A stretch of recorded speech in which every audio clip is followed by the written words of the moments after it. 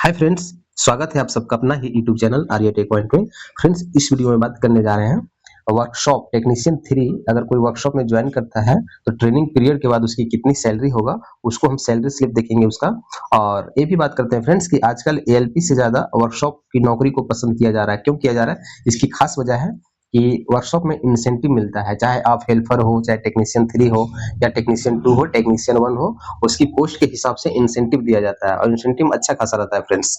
इसीलिए एएलपी से ज्यादा वर्कशॉप को पसंद किया जा रहा है। अगर प्रोडक्शन यूनिट भी है तो वो भी वहां पे इंसेंटिव मिलता है। तो वर्कशॉप एंड प्रोडक्शन यूनिट जो भी है, और शेड में आपको बता दें कि शेड में इंसेंटिव नहीं मिलता है, वर्कशॉप एंड प्रोडक्शन यूनिट में ही इंसेंटिव मिलता है। इसीलिए एएलपी से ज्यादा वर्कशॉप एंड प्रोडक्शन यूनिट वाला नौकरी को ज्यादा पसंद किया जाता है। तो फ्रेंड्स, और आपको बता दूं कि जितने भी अगर आईटी अगर कोई नया लड़का है, आप एल मतलब रेलवे में टेक्नीशियन के पद पर आना चाहते हैं, तो आपके लिए मैकेनिकल डिपार्टमेंट सबसे बेस्ट होगा। क्योंकि इलेक्ट्रिकल से अगर आप करते हैं तो वर्कशॉप एंड प्रोडक्शन यूनिट में बहुत कम सीटें होती है, तो आपको उतना चांस नहीं है। लेकिन अगर आप मैकेनिकल से करके आते हैं तो बहुत ज्यादा सीटें हैं, क्योंकि आजकल बहुत ज्यादा वर्कशॉप नया नया ओपन हुआ है और प्रोडक्शन यूनिट ओपन हुआ है। तो वहां पे मैकेनिकल डिपार्टमेंट्स के लिए जब सबसे ज्यादा सीटें हैं, तो अगर नया लड़का है तो आप लोग कोशिश करें कि मैकेनिकल डिपार्टमेंट से ही आईटीआई करें, तो आपको ज्यादा मौका मिलेगा। फ्रेंड्स, अब चलते हैं इसकी सैलरी स्लिप की तरफ और समझने की प्रयास करते हैं। तो यहाँ पे देखेंगे, सैलरी स्लिप को देखते हैं और समझने की प्रयास करते हैं कि क्या क्या मिलता है और कहाँ की ये सैलरी स्लिप है। तो आप यहाँ पे देख पा रहे होंगे फ्रेंड्स, है ना, कि यहाँ पे गोल्डन रॉक वर्कशॉप है ना, गोल्डन रॉक वर्कशॉप है। ये वर्कशॉप है मैकेनिकल डिपार्टमेंट्स के लिए। यहाँ पे देख पा रहे होंगे मैकेनिकल से है। और इसकी ज्वाइनिंग जो हुई थी वो 24/11/2025 हाल ही का ज्वाइनिंग है। अभी कुछ दिन पहले ही उसका मतलब ट्रेनिंग खत्म हुआ 6 मंथ कंप्लीट करके। और उसकी अभी जो एक इंक्रीमेंट लगा 20,500 जुलाई में। तो अभी जस्ट 6 मंथ कंप्लीट हुआ। 6 मंथ कंप्लीट होने के बाद उसकी जो सैलरी बना है वो आप यहाँ पे देखेंगे। जैसे बेसिक पे उसका 20,500 है। अगर आप शुरू में अगर ज्वाइन करते हैं जिसमें आपकी ट्रेनिंग पीरियड होगा, उसमें बेसिक पे आपका 19,900 होगा, है ना। और उस समय आपको कोई प्रकार की अलाउंसेस नहीं मिलती है, सिर्फ बेसिक प्लस डीए मिलेगा। और जैसे ट्रेनिंग खत्म हो जाता है तब ये सभी सुविधाएं आपको मिलना शुरू हो जाता है।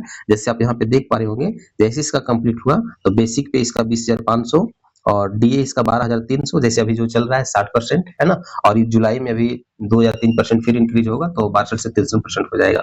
इसमें सैलरी अभी और इंक्रीज होगी। और फ्रेंड्स, आप हाउस रेंट अलाउंस को देख रहे हैं, यहाँ पे 4100 है, जो आपको पता ही होगा सिटी पे निर्भर करता है। अगर आपकी सिटी एक्स सिटी के अंतर्गत आता है तो 30%, वाई सिटी के अंतर्गत आता है तो 20%, और जेड सिटी के अंतर्गत आता है तो 10% मिलेगा बेसिक का।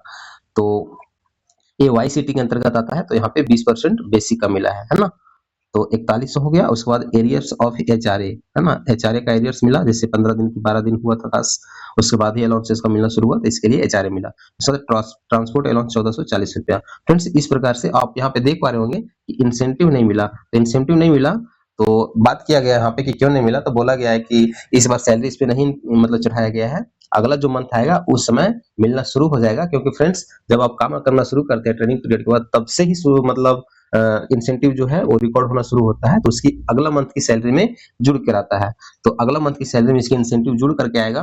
तो जैसे बता दें आपको, कहीं कहीं 70% भी दिया जाता है। जैसे प्रोडक्शन यूनिट है तो बेसिक पे क्या आपका 70% के आसपास वहां पे आपको मिलेगा, और कहीं पे 30% भी है, और कहीं पे 50% के आसपास है। तो हर जगह अलग अलग है, लेकिन सबसे ज्यादा अगर बात करें तो प्रोडक्शन यूनिट में ही मिलता है।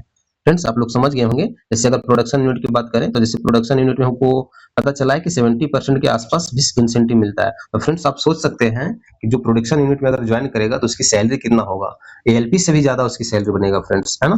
तो और कहीं कहीं 50%, अधिकांश जगह 50% आप लोग को देखने को मिलेगा बेसिक का।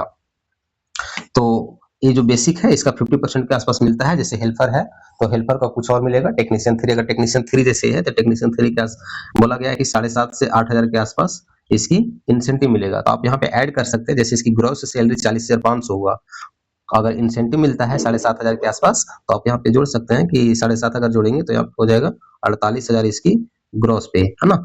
और कटिंग छटिंग जो होता है, जैसे एनपीएस चालू हो जाने के बाद इसका बेसिक प्लस डीए का 10%, और यहाँ पे ये जो छोटी मोटी कटौतियां हैं, प्रोफेशनल टैक्स वगैरह जो कटता है स्टेट का, वो सब काट छाट के इसका देख रहे हैं 36,890 रुपया है। तो आप इसमें इंसेंटिव अगर जोड़ देते हैं तो लगभग कितना हो जाता है, 44,000 के आसपास इसकी नेट सैलरी हो जाएगी।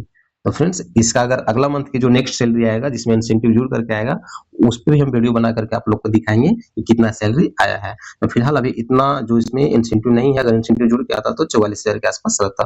फ्रेंड्स अगर आप लोग को वीडियो अच्छा लगा, अगर इन्फॉर्मेटिव लगा तो लाइक्स करें, शेयर करें और सब्सक्राइब करें। इसके बाद अगर कोई कंफ्यूजन है तो आप कमेंट्स भी करें। धन्यवाद।